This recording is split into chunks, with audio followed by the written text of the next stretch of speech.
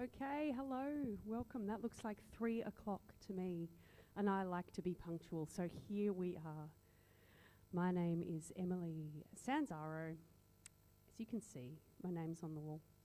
I'd like to begin by paying my respect to the traditional owners of the country, the land that we meet on today, Lutruwita, Tasmania. I'd also like to thank, for the last time, because today is my last day here, I'd like to thank Mona for having me. My heart's kind of racing. I'm feeling a lot of feelings today. I've been here for 6 weeks in residence in this space, not 7 days a week, 4 nights and days a week. I sleep here in this magnificent bed that is behind me, and it does make me laugh. I do enjoy hearing the conversation that happens in this space in front of me. If people talking amongst themselves, there's a bed there. That's funny. Actually, it's not a joke. I really do sleep in it, and often people are quite surprised to learn that it's not just a prop. And the reason that I'm sleeping here is because I do weird stuff in my sleep. I'm a sleepwalker, I'm a sleep talker, and it really disrupts my life. I have a lot of terrors. I wake up screaming in panic, and I do weird stuff. And I've always just kind of hoped it would go away, but it just gets worse as I get older. And so I thought, okay, I've got this opportunity to come here and do a creative residency where I compose music, original music, during the day and share it at a concert at 3 p.m. But wouldn't it be interesting to use the content of my sleep to inform those compositions? And so that is what I'm doing. And I have a live stream camera for company, which is super weird. Let's face it. It's pretty uncomfortable having a camera on you at night to sleep. I try not to think too much about who's watching and why they're watching, but we'll talk more about that later. Anyway, does anybody have any questions at that point before I launch into what I've made today? Any questions? Yes. How did it go? Well, I'm about to tell you in song form. But yeah, overall, it's been a really intense journey, far more so than I expected. I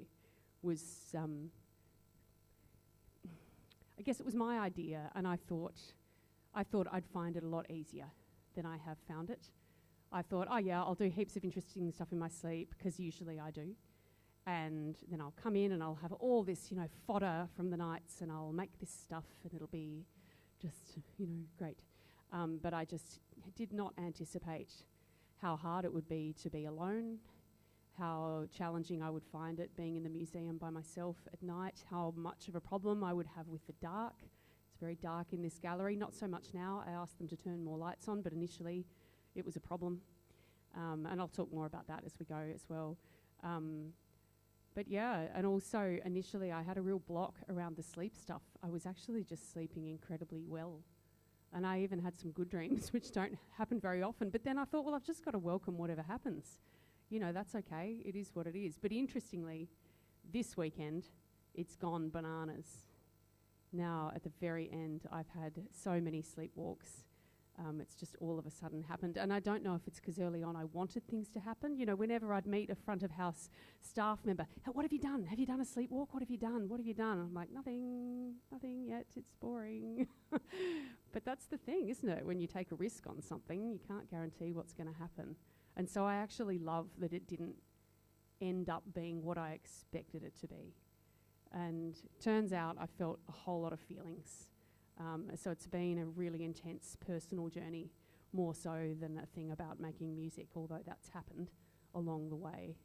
But yeah, I've just done lots and lots of thinking and feeling, and yeah, it's been pretty tumultuous, but incredibly good. And I'm glad it wasn't easy. I'm glad it was hard.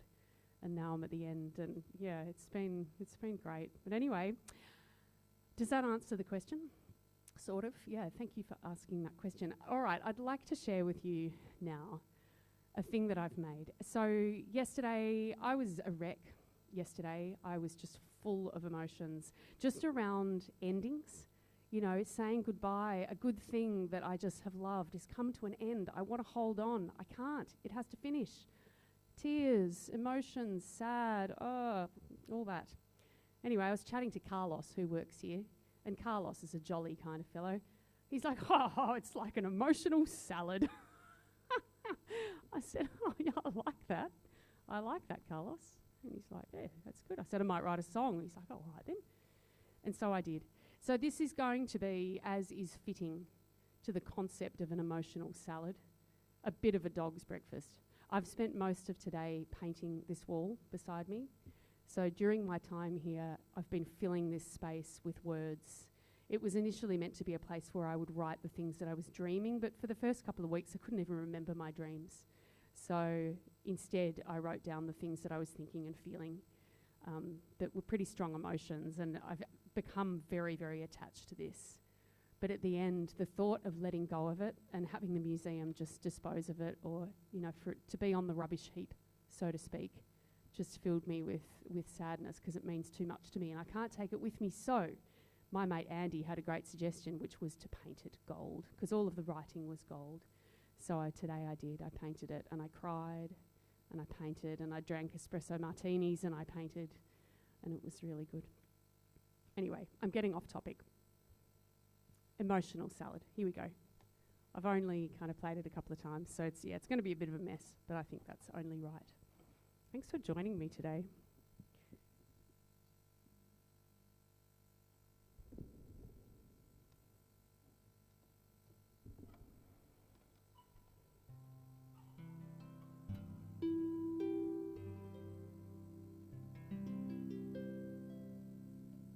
Emotional salad, that's where my mind's at. Emotional salad, yeah, I'll take some of that. I've been doing some cooking, all the feelings thrown in. Emotional salad, it's time to dig in. Started off with some challenge and a big dose of fear, a few buckets of panic and more than a few tears, but of fun and belonging. The proportions are large, being held by my people, and some audience love. Emotional salad, that's where my mind's at. Emotional salad, yeah, I'll take some of that. I've been doing some cooking, all the feelings thrown in. Emotional salad, yes, it's time to dig in. There is joy and despair. I think I'm a little bit more self-aware, alone and together. I've had good days and bad days and weird days and sad days. My mind has been everywhere.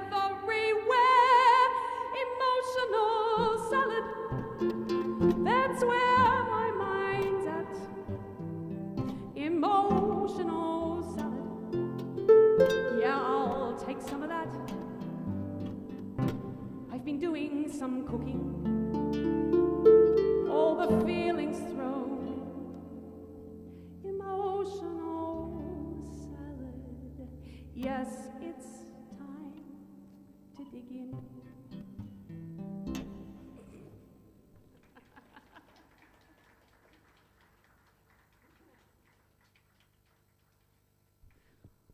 A little bit of nonsense is always in good order, I find.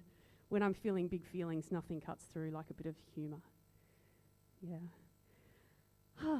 Well, any comments, thoughts, conversations at this point? I feel like it might be a good moment to take a sip of red wine.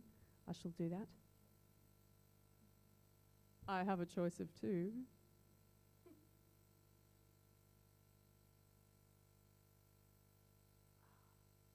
Okay. So, I made another little thing today amidst the trauma, no, not trauma, that's not the right word, amidst the emotional turmoil of painting my wall. And it was another moment of nonsense that I'd like to share, and it's going to be really pretty much made up on the spot. And it's, again, about goodbyes, but this time it's about saying goodbye to my bed. Can you tell I'm in a bit of a silly mood today? It happens sometimes. I've done all the crying and now it's time to be silly. Anyway, you know, it's not every day that you have a job where your workplace buys you a 4-poster bed to sleep in for 6 weeks. It's pretty damn amazing. So I felt it was only fitting to sing a song about it. And I was mucking around with a little melodic idea, but I'm going to make up the words on the spot, so who knows what's going to happen. But here we go. Ode to my bed.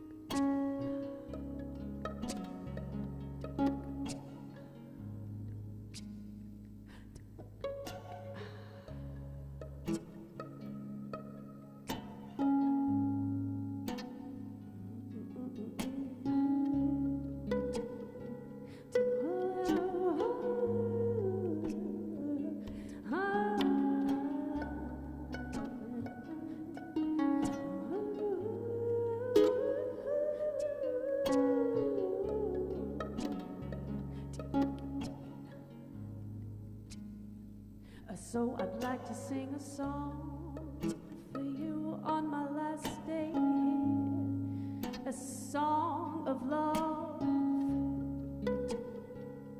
a love song, and the object of my love,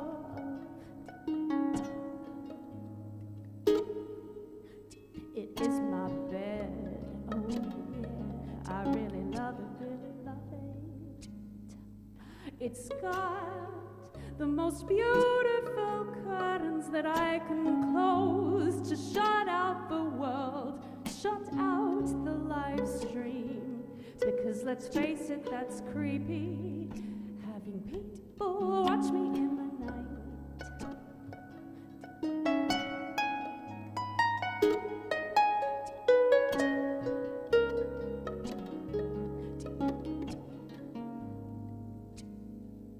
But the thing that I won't miss, not gonna miss the security camera above my head. It's pretty weird, so even with the curtains closed, Security can still see me.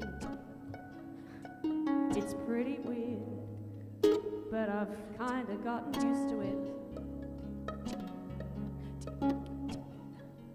One question that I have about my bed is whether Mona are going to let me keep the sheets.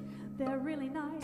They're better than what I have at home. I've asked them, but they have not answered. I wonder if they'd notice if I took them.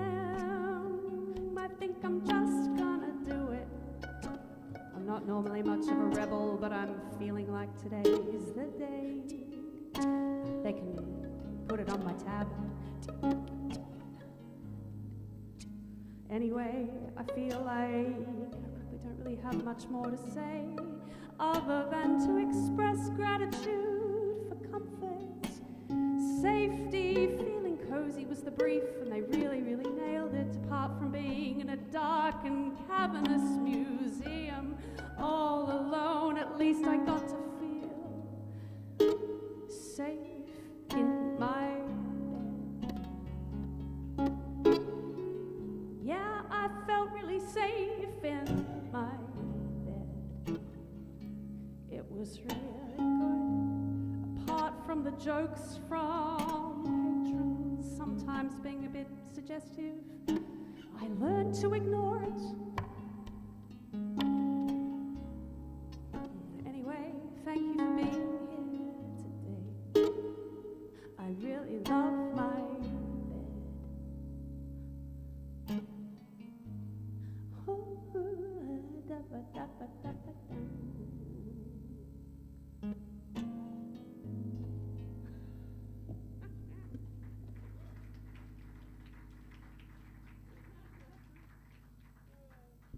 You know, it's my last day.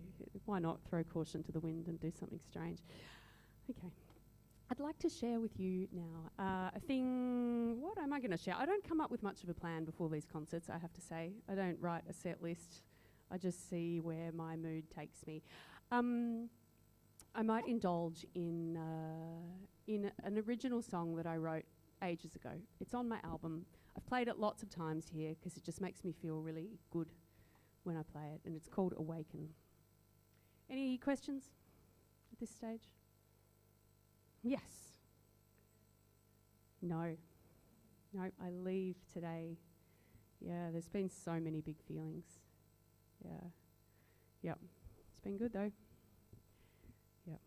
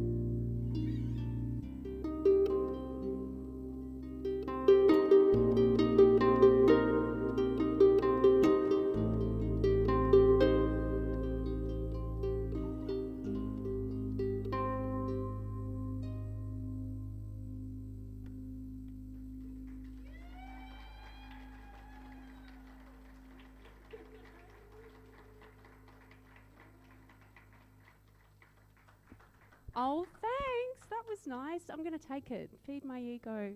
Yeah. Woo. I think that might be my favourite original. Oh, Reese is here. Hi. Oh, you guys. I feel like this is a timely moment just to express some more gratitude. I feel like I'm talking about it a lot lately, but gosh, I just feel it so deeply. You know, I never take these opportunities for granted.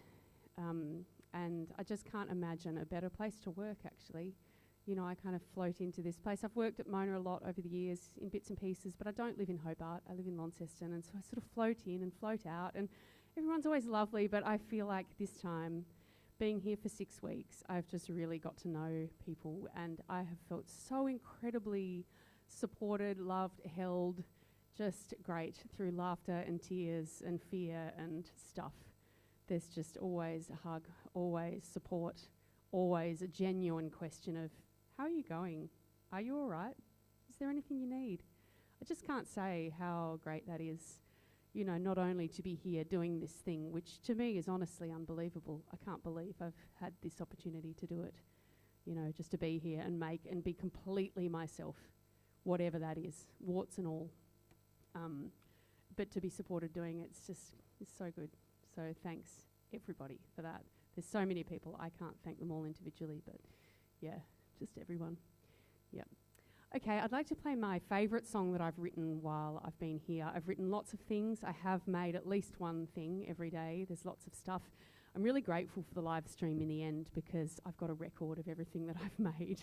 So although it's come with some discomfort, it's actually great now at the end of it. And I think I'll spend the next few months probably, you know, listening and remembering and thinking, yeah, what did I make? And reviewing it all. But yeah, the thing that I've loved the most that I've made here, and I believe that it's David Walsh's favourite thing that I've made while I've been here as well.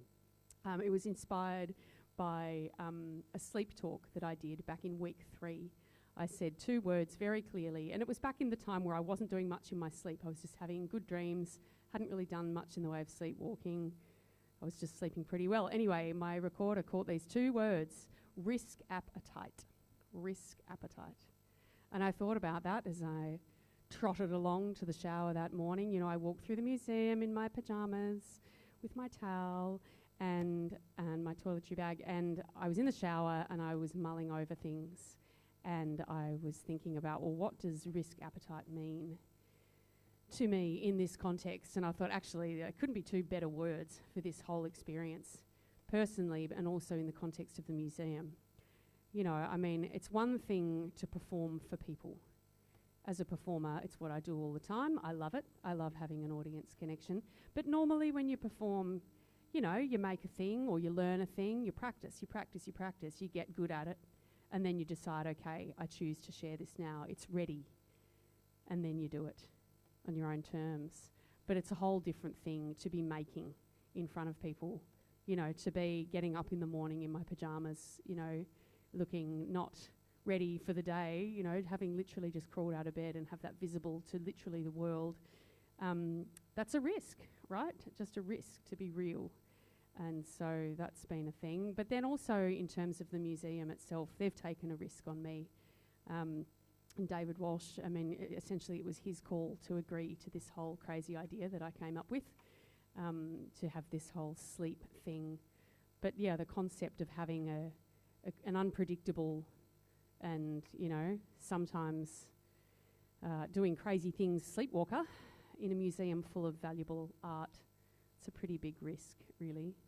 But they agreed, and it happened. So yeah, risk appetite felt right.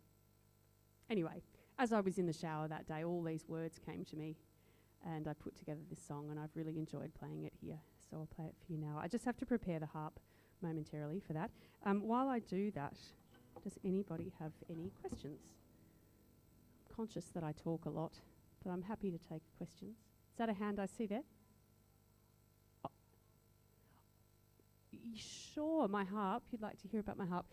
So this is a French harp by a French harp company called Camac Harps, and I bought it new and sight unseen, which is a big risk. Normally the thing to do when you buy a harp is to see it, touch it, feel it and play it, because they're all really unique no two sound the same, and it's very much a matter of taste in terms of whether you like the sound. But anyway, I ordered it new and I took a risk, but I'd played enough of this brand of harp to know that it was reliable.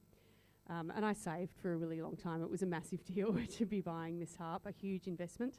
And yeah, I started playing harp as an adult, so it kind of took me by surprise, I guess. And I started on a tiny little harp, which isn't here now, but it was a harp with a cardboard sound box, very tiny harp. So that's how I started. So to graduate to this was a really big deal for me. But yeah, so it's made of maple and spruce and a little bit of carbon fibre. And it's an amazing instrument. The thing I love about this is obviously the sound and the feel. And I designed the look of it. I like it very plain. A lot of harps have a lot of decorative features, you know, patterns on the soundboard or gold gilding and all that sort of stuff. For me, I'm not into that. I just like it to be a bit more, just minimalistic, I guess. Yeah, some harpists think I have a boring harp, but I don't care. I just love it. But the thing I love about it is even the bits that you don't see, like if you look up underneath it or inside it where you don't look at everything about it, it's just beautiful. Yeah, the craftsmanship is just magnificent. And yeah, they're very highly engineered pieces of equipment. So it's under nearly 2 tons of tension of the neck pulling towards the soundboard. So they have to be really, really strong and made very, very well, lest they splinter to pieces. And yeah, harps do often fall to bits, literally, because they're not like pianos. You know, they don't have metal frames or anything to give them strength. They have to just be made really well in order to hold together. But yeah, they're pretty fragile things. So yeah, a common question I get is, does it break into pieces? Like, can you deconstruct it and fold it up? I'm like, gee, I wish. If you can invent that, then good luck to you. Yeah, no, it does not fold. It does not deconstruct. This is it. So yeah, not an easy thing to move, but you know, I really enjoy going around and playing at different things. And well, let's face it, I love to perform, which is funny, really, because as a kid, I hated it. I hated it so deeply. My parents used to make us play, and I don't resent this. It was of a time and of a generation. You know, I get it. But I played the violin as a kid and the piano, and it was always just the thing that when we had visitors after dinner, the children will play now. My gosh, I hated it so much. Yeah, but now I love to perform. So go figure. Doesn't make much sense, does it? All right, I'm ready now. This is Risk Appetite.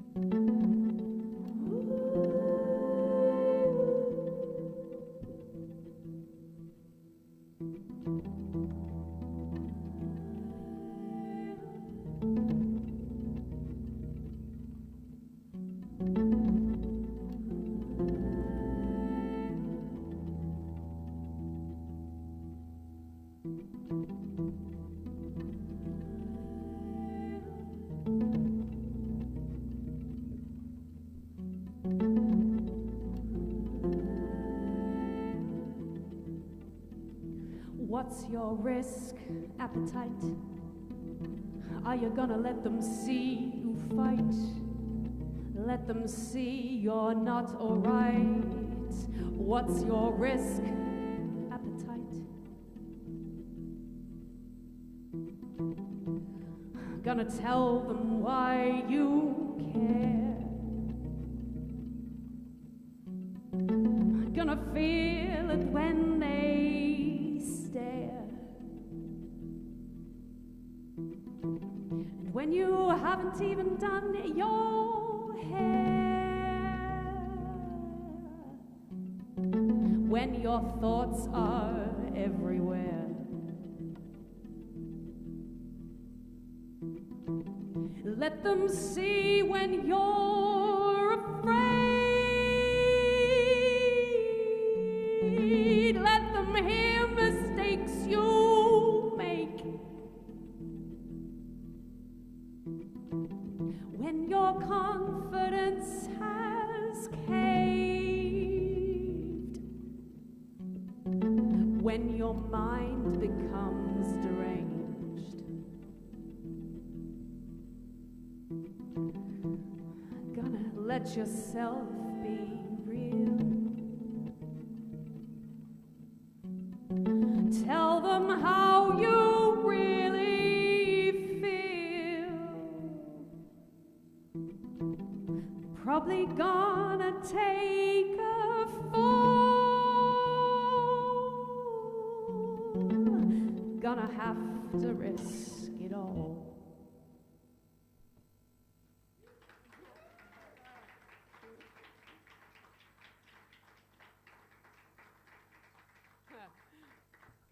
Thank you. Quite pleased with that song. I feel like it really just captures what I'm about. Thanks so much for being here today, guys. Do feel free to come and go. This is a fluid space. Thank you. I love it when people come back when they've spent time here earlier in the day. It makes me feel good. I'm not going to lie. It does. I can't ignore it. I've tried really hard. One of the lessons during my time here has been to try and just turn inward and ignore what's going on out there, because there's always that temptation to perform and to have a connection, and normally that's what I'm chasing when I'm playing, when I'm performing. I want to have a bond. You know, I really struggle with these events where I'm pouring my heart and soul into it and nobody's listening, they're just getting drunk and asking me how much the harp is worth. That happens a lot. And I go, yeah, anyway, that's a whole other issue. I should write a song about that. But yeah, it's just been interesting, that thing of ignoring what's happening out there. And the more I can just, you know, block that out, the better my process is. And so that's been a really good thing to just exercise. And I can see the benefit of being here for a long time. And I feel like I've got more in me in terms of just sort of honing that as a skill, turning inward and making stuff that's just all me and switching off that performance thing. Yeah, so it's a good lesson. Good lesson. All right, I feel like we've really only got time for one more, probably. I'd like to sing a song. I've sung this just a couple of times while I've been here, but it's really a favourite song. It's from one of my favourite movies that I loved when I was a kid, and I have a memory of this song. I remember going on a family holiday up to Queensland, and we stayed with some people. I don't even know who they were, but there was a TV in my bedroom. It blew my mind. Oh my gosh, I couldn't believe it. And there was a VCR player.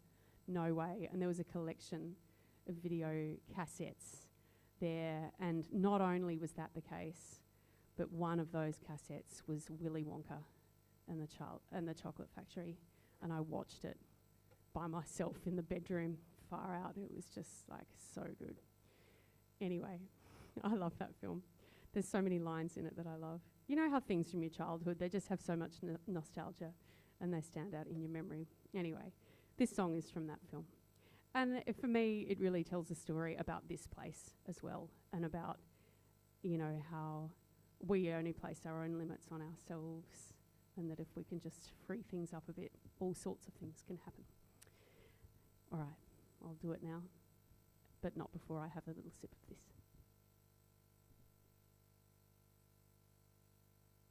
I'm not going to lie, I'm going to miss having a bar just out there. It's not like that at home. Oh well, reality bites.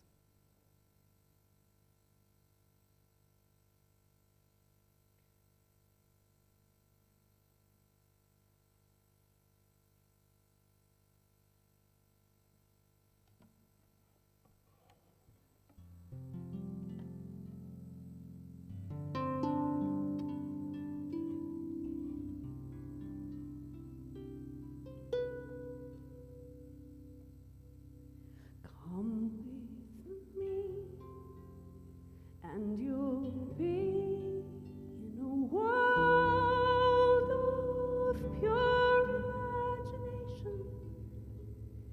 Take a look, and you'll see into your imagination. Let's begin with a spin, traveling in a world of my creation. What you see will defy explanation. If you want to view paradise, simply look around and view it. Anything you want to do it. Want to change the world, there's nothing to it. There is no life I know to compare with pure imagination. Living there, you'll be free if you truly wish to be.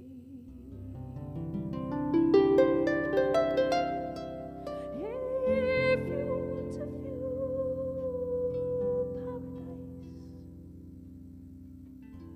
simply look around and view it. Anything you want to do it. Want to change the world, there's nothing to it.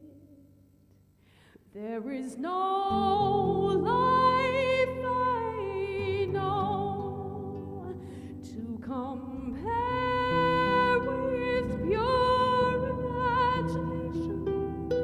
Living there, you'll be free if you truly wish to be.